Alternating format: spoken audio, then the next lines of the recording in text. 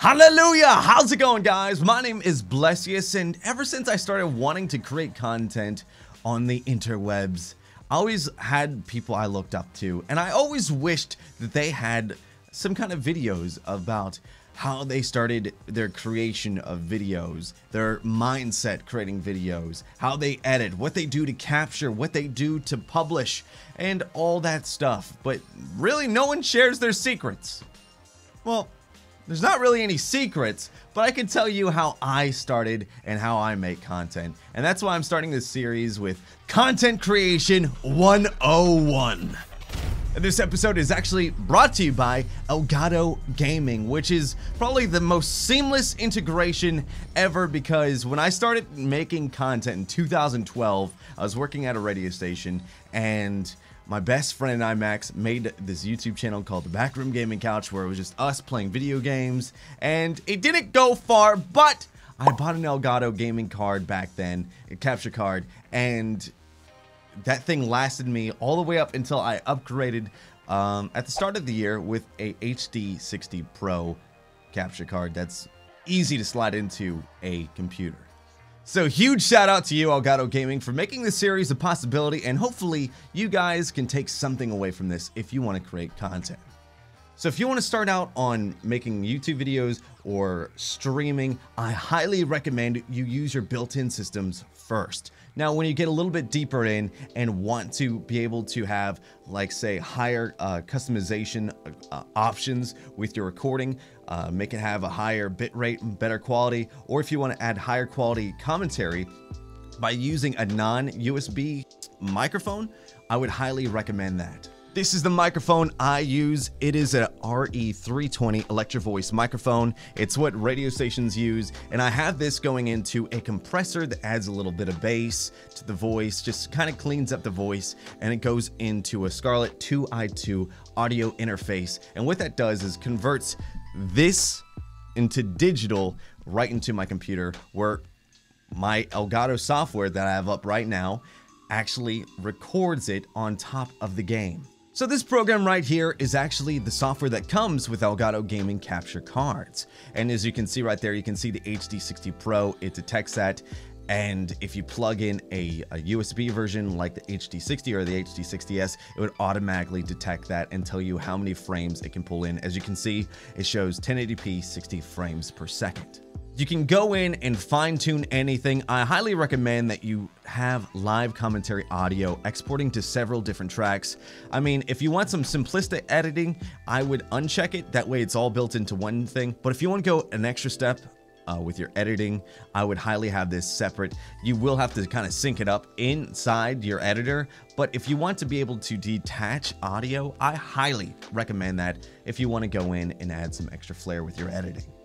Now, this video, I'm not going to touch on live streaming too much, but there is a live streaming feature that you can stream straight through Elgato, and you can put in different overlays through the software itself. And back when I started using Elgato, they didn't have this, and I remember when they first introduced it, I thought it was pretty cool.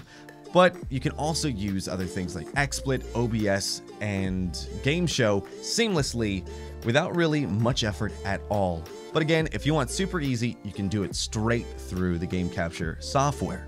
Now, for the meat and potatoes, it's super easy to do. What you do, start capturing commentary, it lights up right there. You can customize everything right here to make sure that your voice is perfect.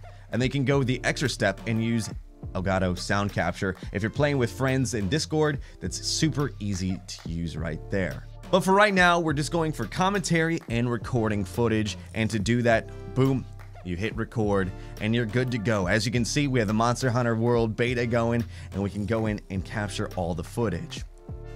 Now, I do want to say this. If you have a 4K monitor or a PS4 Pro or Xbox One S that is exporting in 4K, if you don't have the Elgato 4K capture card, it will actually show up as 1080p 60 frames per second. And that's because when it goes to Elgato, it kind of reads the Elgato as a TV that has a limit. So I would say if you're trying to capture that 4K quality, I would try the Elgato 4K capture card. I haven't made that jump up yet, but seriously,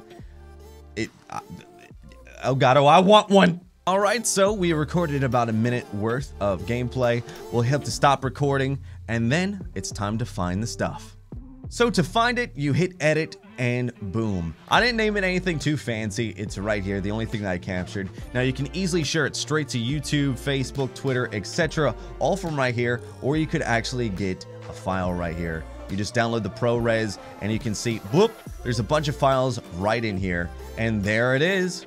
There's the file that we can go in and use to edit. And look at that little lizard. He's so damn cute. Alright, so what I did is I have the footage ready to go. Here's Final Cut Pro, and every editing software is a little bit different. I highly recommend if you have Windows Movie Maker. There's a lot of big YouTubers that have that.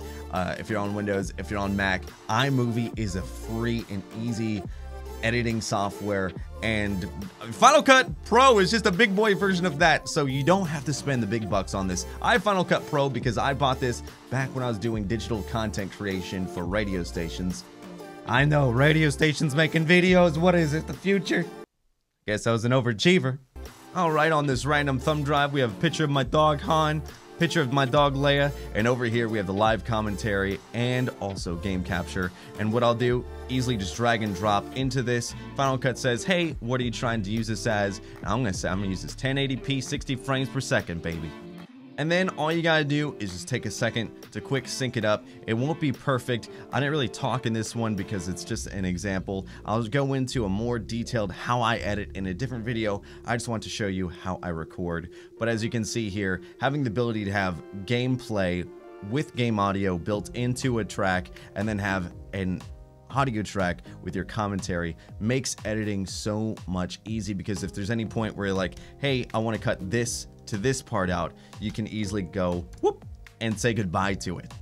So here comes the important part. I want to know what you guys want to learn about content creation, how to stream, how to edit videos, anything to do with any capture card questions that you might have, because I've been using Elgato for a while. I may not work for Elgato, but I might be a little bit of a wizard because I've been using them for a little bit of time.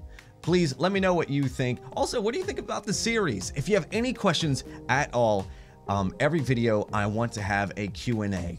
So if you have any content creation questions at all, please let me know down in the comments below. If you want to know what I use to edit thumbnails, what I use to stream, anything like that, hey, this is for you guys. If you want to learn how to content create, or if you know someone who wants to or is doing it and wants a little leg up, hopefully I can give at least a little bit of my past experiences to help you guys out. Again, huge shout out to Elgato Gaming for sponsoring this video. You guys rock. Thank you so much for supporting creators. It means the world to me. Thank you so much, and until next time, guys, Cowabunga!